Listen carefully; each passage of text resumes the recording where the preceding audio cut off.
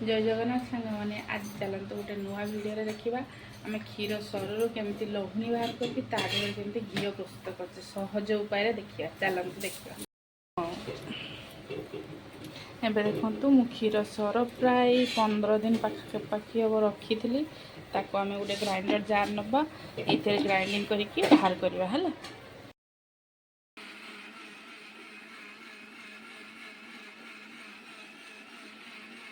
देखो सांग मैंने केमी पूरा सरर लहुणीटा बिल्कुल अलग है।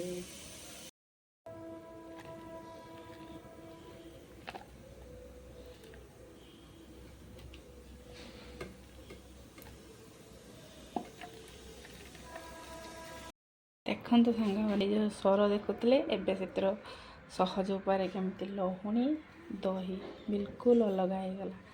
तो अल्प समय भितर आम ये लहुणी बाहर कली एबे लहुणी घी बाहर करके देखा केमी बाहर करवा चलते देखा।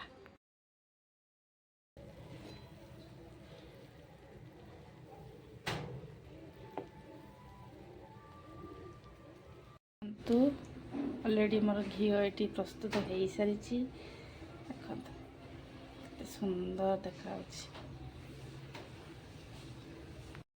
सो फ्रेंड्स जदि आप मो भिडी भल लगी आपण मैंने थे निश्चित भाव उपाय लहुणी घी बाहर करूँ आ देखो केमी हो। तो रही सांग मैंने प्लीज मो चैनल को लाइक शेयर एंड सब्सक्राइब करेंगे। रही बाय बाय जय जगन्नाथ।